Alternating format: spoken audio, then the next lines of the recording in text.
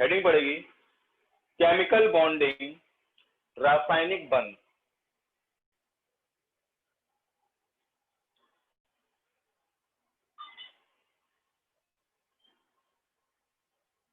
Chemical bonding Hindi में बोलते हैं रासायनिक बंध।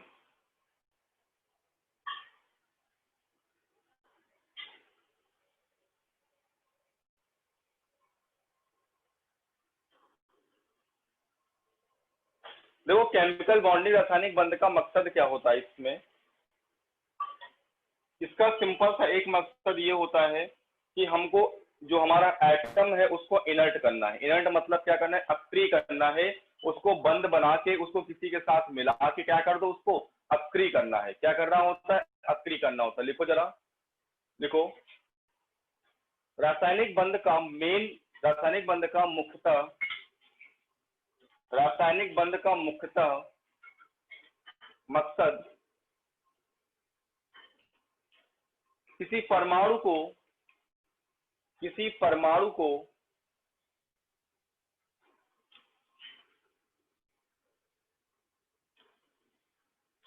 किसी दूसरे परमाणु के साथ, परमाणु के साथ बंध बनाकर, बंध बनाकर उसे अक्रिय करना, उसे अक्रिय करना। देखो जरा, जैसे हमारा मान लिया एक परमाणु ये है, ध्यान समझना, और एक दूसरा परमाणु ये है। दो परमाणु है ए और बी। ये हमारा परमाणु ए है और ये हमारा परमाणु बी है। इसमें भी इलेक्ट्रॉन्स हैं और इसमें भी इलेक्ट्रॉन है। ठीक है, चलो मान लीजिए इधर से गए। अब इसका जो नाभिक है उसको हम बोलेंगे Na और इसके इलेक्ट्रॉन को बोलेंगे Ea। इसके नाभिक को बोलेंगे Nb, न्यूक्लियस होता है ना, और इसके इलेक्ट्रॉन को बोलेंगे Eb। देखो नाभिक पर धनात्मक आवेश है और इलेक्ट्रॉन पर ऋणात्मक आवेश है। तो यहाँ पर जब आपको पता है सेम चार्ज होता है तो रिपल्सन लगता, सॉरी हाँ रिपल्सन लगता है, अपोजिट चार्ज होता है तो अट्रैक्शन लगता है। यहाँ पर क्या होगा ना, जब ये दोनों एटम एक दूसरे के पास आएंगे, ये इधर से आएगा पास, तो ये इधर से पास, ये इधर से पास आएगा, तो होगा क्या, इस नाभिक और इसके नाभिक के बीच क्या लगेगा, Na और N के बीच क्या लगेगा, प्रतिकर्षण बल लगेगा, रिपल्सन फोर्स लगेगा। कौन सा फोर्स लगेगा, प्रतिकर्षण बल लगेगा। इसके इलेक्ट्रॉन और इसके इलेक्ट्रॉन के बीच कैसा बल लगेगा, दोनों में समान आवेश है, रिपल्सन फोर्स प्रतिकर्षण बल लगेगा। लेकिन इसका नाभिक और इसका इलेक्ट्रॉन, अब इसके ऊपर पॉजिटिव चार्ज, इसके ऊपर नेगेटिव चार्ज, यहां पर कौन सा बल लगेगा, आकर्षण बल लगेगा, अट्रैक्शन फोर्स लगेगा। कौन सा फोर्स लगेगा भाई, इसके बीच कौन सा फोर्स लगेगा, अट्रैक्शन फोर्स लगेगा, फोर्स ऑफ अट्रैक्शन। इस इलेक्ट्रॉन और इसके नाभिक के बीच भी कौन सा फोर्स लगेगा, अट्रैक्शन फोर्स लगेगा। क्या बोल सकते हो, नाभिक बी और ए एक इलेक्ट्रॉन के बीच भी कैसा फोर्स लगेगा, हमारा अट्रैक्शन फोर्स लगेगा। मेरी बात समझ में आ रही कि नहीं आ रही। जब दोनों एटम एक दूसरे के पास में आएंगे, जब पास में आएंगे तो इनके बीच जो फोर्स ऑफ अट्रैक्शन, आकर्षण बल लग रहा है, उनके उसकी वजह से क्या होगा, इनके बीच अतिसंयुग्मन होगा। क्या होगा, अतिसंयुग्मन मतलब ओवरलैपिंग होगी और तब जाके बॉन्ड क्या होगा, बनेगा। जब इन दोनों के बीच की दूरी बहुत कम होगी तब जाके इनके बीच आकर्षण बल बहुत ज्यादा लगेगा और ये क्या कर लेंगे, अतिसंयुग्मन कर लेंगे, बॉन्डिंग बना लेंगे। तो जरा इसको नोट करो, मैं आपको लिखाता हूं।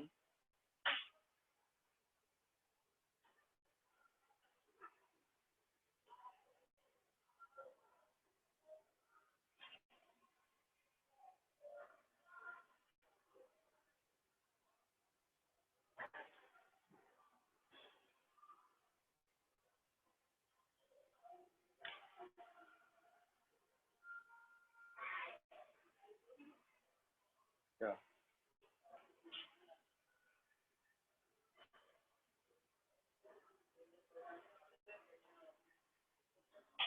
देखो ये इधर से आ रहा है, ये इधर से आ रहा है, तो इनमें क्या होगा, स्टेबिलिटी, स्थायित्व मेंटेन करने के लिए क्या करना पड़ेगा, स्थायित्व मेंटेन करने के लिए इनकी एनर्जी रिलीज करनी पड़ेगी।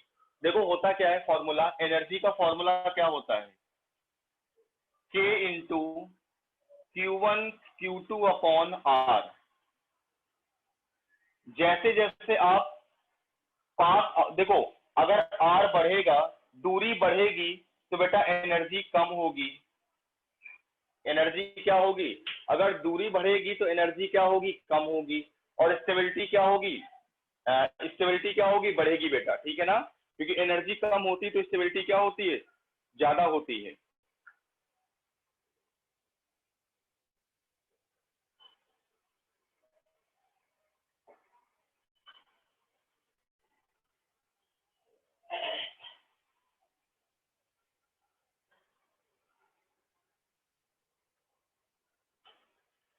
अब देखो मैं आपको ग्राफ से समझाऊंगा, जरा ध्यान समझना। वाई एक्सिस पर हमने ले लिया पोटेंशियल एनर्जी, और एक्स एक्सिस पर हमने ले लिया इसका दूरी आर, रेडियस आर, डिस्टेंस, ठीक है। ग्राफ क्या बनेगा बेटा, एक मिनट रुकना,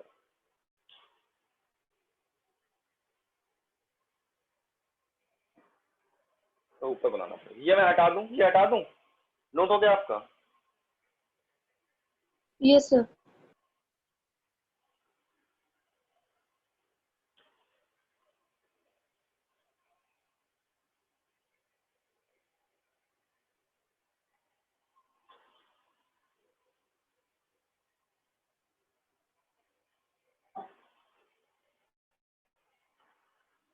ये ग्राफ है, देखो अभी क्या है, जैसे जैसे एनर्जी बढ़ेगी ऊपर की ओर जाओगे, वैसे वैसे ये हमारा मान लो ये रीजन 1 है और ये रीजन 2 है, ध्यान समझना। अब होगा क्या, यहां से बड़ी दूर, यहां पर आर, इनके दोनों के बीच की डिस्टेंस इनफाइनाइट है। जब आर इनफाइनाइट होगा तो एनर्जी जीरो होगी, आप रख के देख लो, यहाँ पर इनफाइनाइट रखो तो 1 अपॉन इनफाइनाइट जीरो होता है, एनर्जी क्या हो जाएगी, जीरो। मतलब इनके बीच की दूरी बहुत दूर है, मतलब अगर एक कहाँ, एक कानपुर में तो एक मुरादाबाद में, इतनी दूर एटम रखे हुए तो इनकी एनर्जी क्या होगी, जीरो होगी। अब क्या होगा, अब दोनों एटम पास पास आएंगे, अब दोनों एटम क्या होगा, चलो एक यहाँ है और एक यहाँ है, अब दोनों एक दूसरे की ओर पास पास आ रहे हैं, धीरे धीरे क्या होंगे, पास पास आएंगे। ये हमारा पॉजिटिव एक्सिस होता है, ये निगेटिव एक्सिस होता है। इस पॉइंट पर पोटेंशियल एनर्जी क्या है, मिनिमम होगी, और इस पॉइंट पर पोटेंशियल एनर्जी क्या होगी, मैक्सिमम होगी। आपको पता है बेटा कि जो हमारी स्थितिज ऊर्जा पोटेंशियल एनर्जी होती है, इनवर्सली होती है स्टेबिलिटी के। अगर एनर्जी ज्यादा है तो स्टेबिलिटी, स्थायित्व तो कम होगा, और अगर एनर्जी कम है तो स्थायित्व तो ज्यादा होगा। जिस पॉइंट पर ये मिनिमम होगी, उस पॉइंट पर ये दोनों एटम क्या कर लेंगे, एक दूसरे की ओर आकर्षण बल लगा रहे हैं, मतलब इस वाले रीजन पर आकर्षण बल ज्यादा लग रहा है। और एक पॉइंट ऐसा आएगा, एक पॉइंट ऐसा आएगा जिस पॉइंट पर ये दोनों क्या कर लेंगे, आपस में अतिसंयुग्मन कर लेंगे, बंध का निर्माण कर लेंगे। क्या कर लेंगे, अतिसंयुग्मन कर लेंगे, बंध का निर्माण कर लेंगे। अब और जब पास पास आएंगे तो एक चीज समझ लो, जब दो एटम 50%, 50% अतिसंयुग्मन करते हैं, तब बंध का निर्माण होता है, तब प्रॉपर उनकी स्टेबिलिटी बहुत अच्छी होती है और उनकी एनर्जी मिनिमम होती है। अब जैसे जैसे ऊपर आओगे तो ये और पास पास आएंगे, जब और पास पास आएंगे तो इनके बीच क्या लगेगा, प्रतिकर्षण बल ज्यादा लगने लगेगा। और जब इस रीजन में क्या होने लगेगा बेटा, रिपल्सन फोर्स ज्यादा लगने लगेगा, प्रतिकर्षण बल ज्यादा लगने लगेगा। क्यों, इनकी क्या हो रही है, पोटेंशियल एनर्जी क्या हो रही है, एनर्जी ज्यादा हो रही है, इसका मतलब स्टेबिलिटी कम हो जाएगी। अब स्टेबिलिटी मतलब स्थायित्व तो कम होगा, तो क्या होगा, इनके बीच ज्यादा क्या लगेगा, प्रतिकर्षण बल लगेगा, और ये क्या हो जाएंगे, अस्थायी हो जाएंगे, अस्थायित्व आ जाएगा इनमें। तो जिस पॉइंट पर एनर्जी मिनिमम होती है, उस पॉइंट पर क्या होता है, ये अतिसंयुग्मन करके क्या करते हैं, बंध का निर्माण करते हैं, और इस पॉइंट पर इनकी जो एनर्जी होती है वो मिनिमम होती है, स्टेबिलिटी मैक्सिमम होती है। और ये पॉइंट कौन सा होता है, ये कोई आर नॉट पॉइंट होता है, आर नॉट डिस्टेंस पर ये क्या कर रहे हैं, आपस में अतिसंयुग्मन कर रहे हैं। तो ये पूरी कहानी होती है केमिकल बॉन्डिंग के पीछे की, ठीक है ना। एक क्वेश्चन आया हुआ था बेटा पेपर में, आपको दिया था दो ऑप्शन, 1 एंड 2 रीजन, सॉरी ये पहला रीजन, ये दूसरा रीजन। आपसे बोला था कि पहले रीजन में आकर्षण बल लगेगा, दूसरे रीजन में प्रतिकर्षण बल लगेगा। पहले रीजन में प्रतिकर्षण बल लगेगा, दूसरे रीजन में आकर्षण बल लगेगा। तो जरा बताओ कौन सा सही है?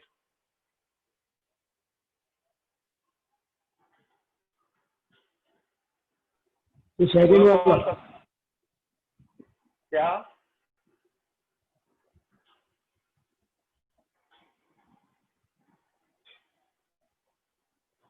कौन सही है बेटा?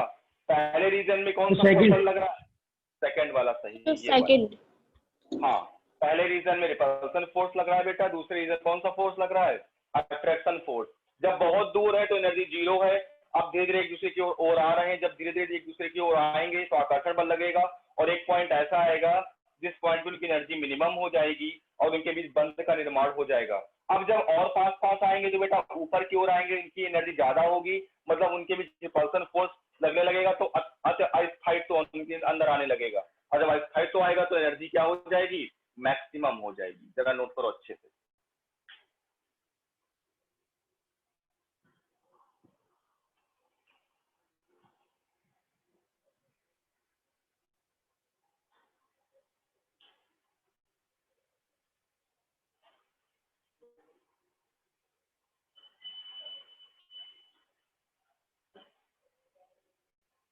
बस समझ लेना इस चीज को। इस रीजन में बंध का निर्माण होता है, मतलब बॉन्डिंग होती है बेटा, और इस रीजन में एंटी बॉन्डिंग होती है, बंध का निर्माण नहीं होता है, प्रतिकर्षण बल लगता है, अस्थायित्व आता है यहाँ पर इस रीजन में, इस परिवेश में। रीजन मतलब परिवेश।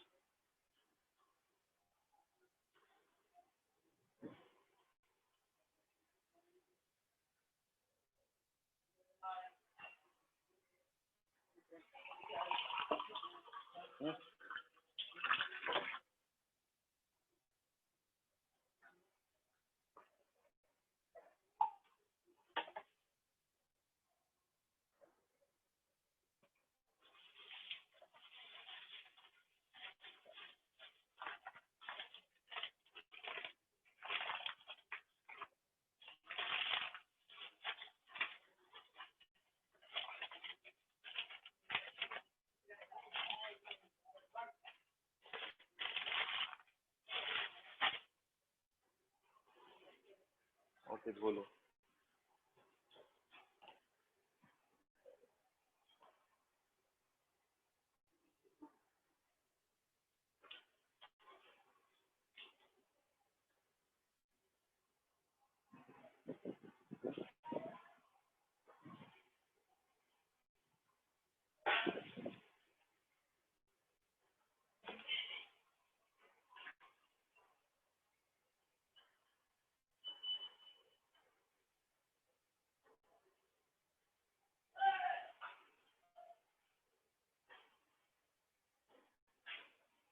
देखो जरा, देखो जब दो परमाणु, सर एक मिनट।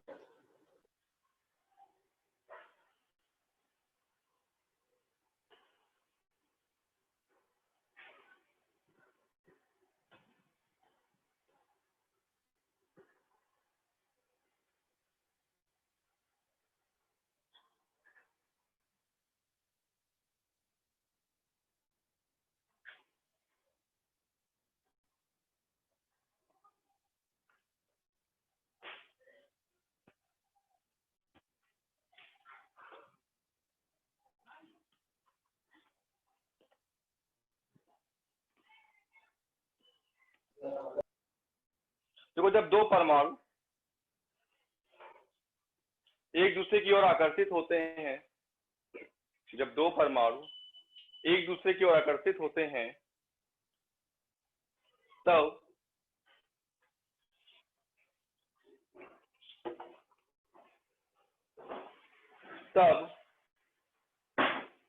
उनके बीच प्रतिकर्षण और आकर्षण बल लगता है, प्रतिकर्षण और आकर्षण बल लगता है, प्रतिकर्षण और आकर्षण बल लगता है।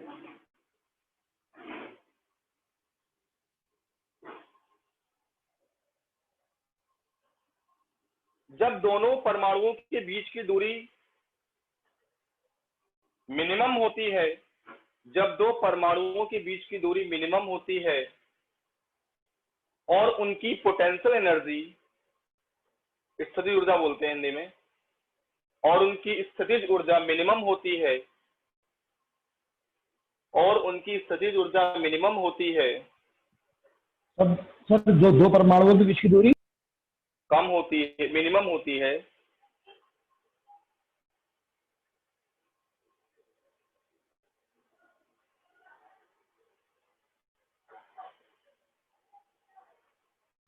और स्थितिज ऊर्जा मिनिमम होती है। सर रिपीट कर दीजिए एक बार।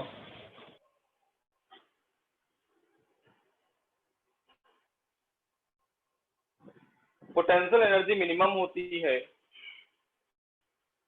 पोटेंशियल एनर्जी मिनिमम होती है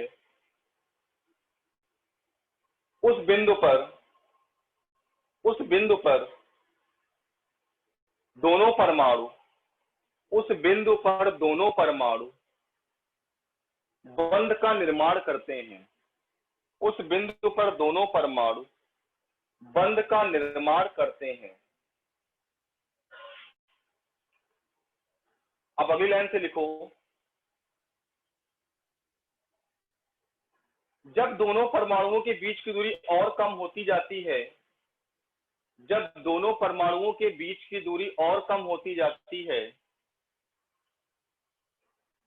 जब दोनों परमाणुओं के बीच की दूरी और कम होती जाती है, तब उनके बीच प्रतिकर्षण बल प्रभावी होता है, प्रतिकर्षण बल प्रभावी होता है, और स्थितिज ऊर्जा बहुत ज्यादा होती है, और स्थितिज ऊर्जा बहुत ज्यादा होती है, और उनके बीच अस्थायित्व आ जाता है, अस्थायित्व आ जाता है।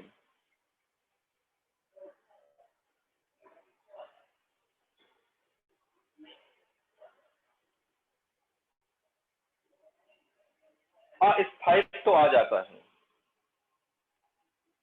ठीक है, अब डालो हेडिंग, रासायनिक बंध के प्रकार, types of chemical bond, types of chemical bond.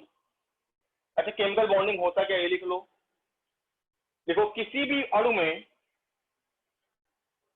लिखो जरा, किसी भी अणु में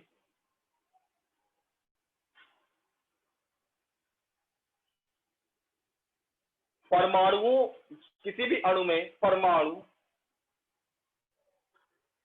जिस बंध के द्वारा, परमाणु जिस बंध के द्वारा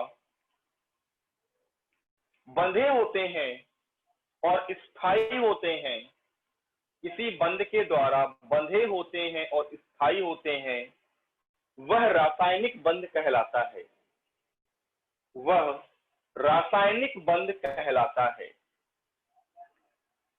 वह रासायनिक बंध कहलाता है। हेडिंग पड़ेगी, रासायनिक बंध का वर्गीकरण, क्लासिफिकेशन ऑफ केमिकल बॉन्ड। जो इसकी पीछे की स्टोरी थी, ये थी पूरी, क्यों होता है केमिकल बॉन्डिंग, कैसे होता है, सिर्फ इतना सा मतलब होता है, स्टेबिलिटी मेंटेन करने के लिए होता है, स्थायित्व मेंटेन करने के लिए होता है। अगर हम केमिकल बॉन्ड के टाइप की बात करें, रासायनिक बंध के प्रकार की बात करें, तो बेटा केमिकल बॉन्ड हमारे दो तरह के होते हैं, अपनी पावर के बेसिस पर, स्ट्रॉन्ग केमिकल बॉन्ड और वीक केमिकल बॉन्ड।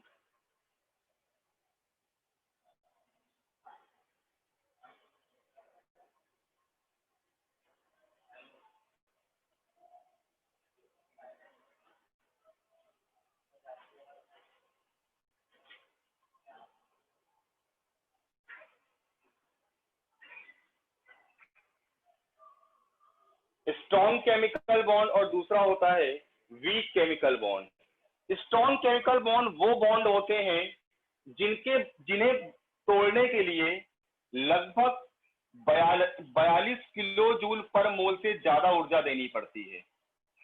जिन बंध को तोड़ने के लिए लगभग 42 किलो जूल पर मोल से ज्यादा ऊर्जा देनी पड़ती है वो हमारे स्ट्रॉन्ग केमिकल बॉन्ड कहलाते हैं। और जिन केमिकल बॉन्ड को 42 किलो जूल पर मोल से कम ऊर्जा देनी पड़ती है तोड़ने के लिए वो हमारे वीक केमिकल बॉन्ड कहलाते हैं।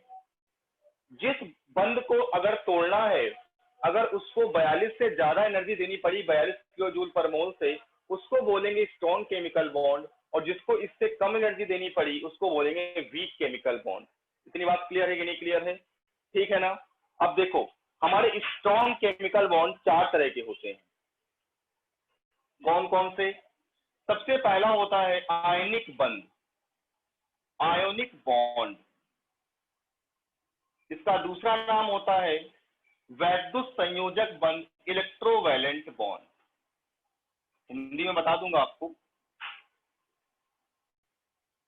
आयनिक बंध या वैद्युत संयोजक बंध, ठीक है। दूसरा होता है सहसंयोजक बंध, कोवैलेंट बॉन्ड। तीसरा होता है बेटा उपसहसंयोजक बंध, कोऑर्डिनेट बॉन्ड।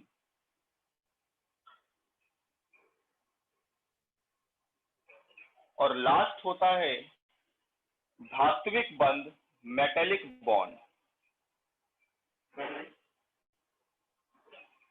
दूसरा होता है धात्विक बंध, मेटेलिक बॉन्ड, ठीक है। अब बात करते हैं वीक की। तो जो वीक वाला बॉन्ड होता है हमारा 2 तरह का होता है बेटा। कौन कौन सा? एक होता है हाइड्रोजन बंध, हाइड्रोजन बॉन्डिंग, और दूसरा होता है वंडरवॉल फोर्स, वंडरवॉल बंध। उसको फोर्स को बंध ही बोलते हैं एक तरीके से वहां पे, वंडरवॉल बंध, वंडरवॉल फोर्स, ठीक है। ये बेटा फर्दर 5 तरह का होता है तुम्हारा, ठीक है ना। उसकी बात हम क्लास में ही करेंगे जब हम इसको क्लासिफाई करेंगे।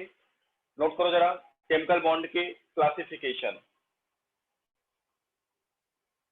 सही तरीके से।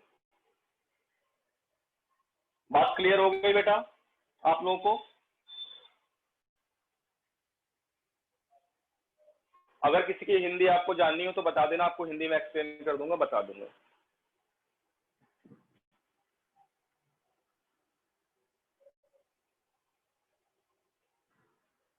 बेटा आ गया समझ में?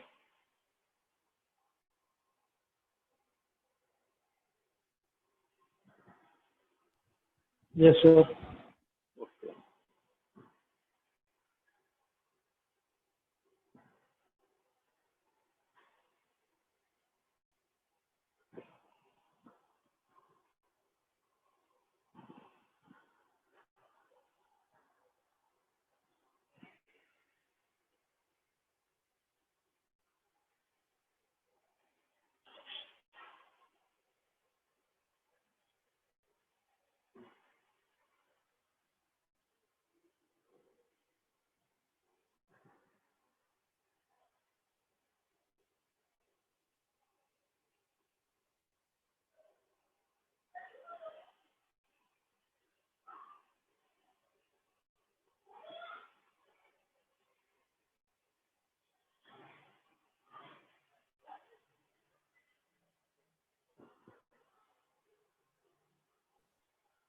हेडिंग डालो आयनिक बंध या इलेक्ट्रोवैलेंट बॉन्ड। सबसे पहला नंबर हेडिंग डालो आयनिक बंध।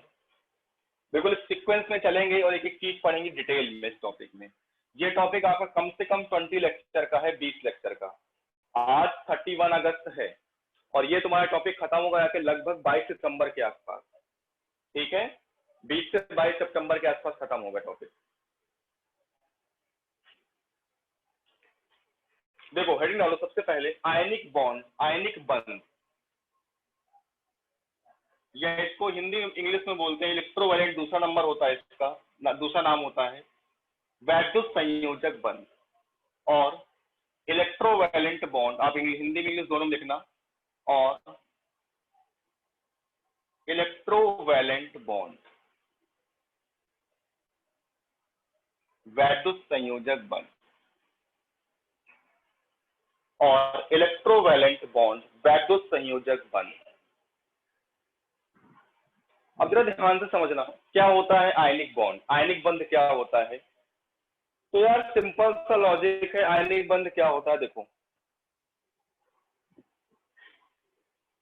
वो बंध जिसमें दो अलग अलग परमाणु एटम का ट्रांसफर, इलेक्ट्रॉन का ट्रांसफर या इलेक्ट्रॉन का गेन करके बनाते हैं। एक एटम इलेक्ट्रॉन देता है, दूसरा लेता है, मतलब इलेक्ट्रॉन का कंप्लीट ट्रांसफर होता है, स्थानांतरण होता है पूर्णतया, तब जाके क्या बनता है, आयनिक बंध बनता है। सबसे पहले बात, एक बात आपको बता दूं, आयनिक बंध जैसी कोई चीज होती ही नहीं है, कभी आयन बॉन्ड बनाता ही नहीं है। ये एक तरीके का बल होता है, फोर्स होता है बेटा। ये क्या होता है, एक तरीके का as like force. Ionic bond जैसी कोई चीज होती ही नहीं है। सबसे पहली बात, ये क्या होता है, एक धनावेश और एक ऋणावेश के बीच लगने वाला जो बल होता है, आकर्षण बल होता है, उसे ही बोलते हैं आयनिक बॉन्ड। इसमें होता क्या है बेटा, एक कोई एटम ए है, परमाणु ए है, एक कोई परमाणु बी है, ये क्या करेगा, ये हमारा इलेक्ट्रॉन इसको दे देगा और ये इलेक्ट्रॉन क्या कर लेता है, ग्रहण कर लेता है। मतलब एक परमाणु इलेक्ट्रॉन देता है, दूसरा ग्रहण करता है, तब जाके क्या बनता है, आयनिक बॉन्ड बनता है। जो परमाणु इलेक्ट्रॉन देता है उस पर क्या आ जाता है बेटा, धनावेश आ जाता है, और जो परमाणु इलेक्ट्रॉन लेता है, सॉरी यहां बना रहा हूं, जो परमाणु इलेक्ट्रॉन देता है उस पर धनावेश आ जाता है, और जो परमाणु इलेक्ट्रॉन लेता है उस पर ऋणावेश आ जाता है। और इन दोनों के बीच जो फोर्स लगता है, बल लगता है, आकर्षण बल लगता है, इसे ही हम लोग बोलते हैं आयनिक बंध बोलते हैं। क्या बोलते हैं, आयनिक बंध बोलते हैं। ये जो बॉन्ड है इसे फोर्स बोलते हैं, यही आयनिक बंध होता है। हमने क्या बोला, जब कोई एक परमाणु किसी दूसरे परमाणु को पूर्णतया इलेक्ट्रॉन ट्रांसफर कर दे, पूर्णतया इलेक्ट्रॉन का स्थानांतरण कर दे, तो उसको तब बंध बनता है उन दोनों परमाणुओं के बीच में। तो वो कौन सा बॉन्ड होता है, आयनिक बंध होता है। एग्जाम्पल की बात करें अगर हम, NaCl, तो NaCl के बीच जो बंध होता है वो बेटा आयनिक बॉन्ड होता है। कैसे, यहां पर सोडियम है और यहां पर क्लोरीन है। सोडियम का एटॉमिक नंबर परमाणु क्रमांक 11 होता है। इसका जो इलेक्ट्रॉनिक कॉन्फ़िगरेशन होता है 2,8,1 होता है बेटा। कितना होता है, 2,8,1। इसका होता है 2,8,7। इसको अपना अष्टक पूर्ण करने के लिए 7 इलेक्ट्रॉन चाहिए, इसको 1 इलेक्ट्रॉन चाहिए। आप जरा बताओ 7 इलेक्ट्रॉन लेना आसान है या 1 इलेक्ट्रॉन लेना आसान है, 1 इलेक्ट्रॉन। तो ये Na क्या करेगा, ये कहेगा लो हमसे 1 इलेक्ट्रॉन ले लो, ये अपना 1 इलेक्ट्रॉन इसको कंप्लीट ट्रांसफर कर देगा। जब ट्रांसफर कर देगा तो इससे 1 इलेक्ट्रॉन हट जाएगा, इसके पास आ जाएगा Na+। इसने इलेक्ट्रॉन ले लिया तो इसका हो जाएगा Cl-। और इन दोनों के बीच जो फोर्स लगता है, बल लगता है, यही होता है यही होता है आयनिक बंध। अभी मैं आपको ट्रिक बताऊंगा कि कौन कौन से तत्व, कौन कौन से परमाणु आयनिक बंध बनाते हैं, कौन से नहीं बनाते हैं। आप जरा इसको नोट करो, लिखो जरा पहले आप डेफिनेशन लिखो। जब दो परमाणुओं के बीच इलेक्ट्रॉन का पूर्णतया स्थानांतरण होता है, जब दो परमाणुओं के बीच इलेक्ट्रॉनों का पूर्णतया स्थानांतरण होकर जब दो परमाणुओं के बीच इलेक्ट्रॉनों का पूर्णतया स्थानांतरण होकर जो बंध बनता है वह आयनिक बंध कहलाता है, वह आयनिक बंध कहलाता है।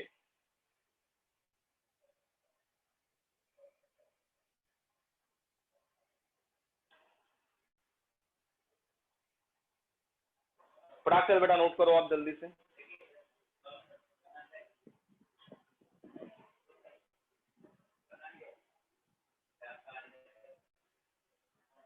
यहां आप लिख सकते हो कंप्लीट ट्रांसफर ऑफ इलेक्ट्रॉन, पूरा का पूरा अपना इलेक्ट्रॉन दे दिया उसको। ये भी आपका अक्रिय होगा, ये भी अक्रिय हो गया, देख लो। इसका हो गया 2,8, ये हो गया 2,8,8। ये अक्रिय गैसों की उसमें आ गया सीरीज में, क्योंकि इनका अष्टक पूर्ण है, जिनका अष्टक पूर्ण होता है वो अक्रिय गैसों की श्रेणी में आ जाते हैं। अपने आप को उसने अक्रिय कर लिया, इनर्ट कर लिया।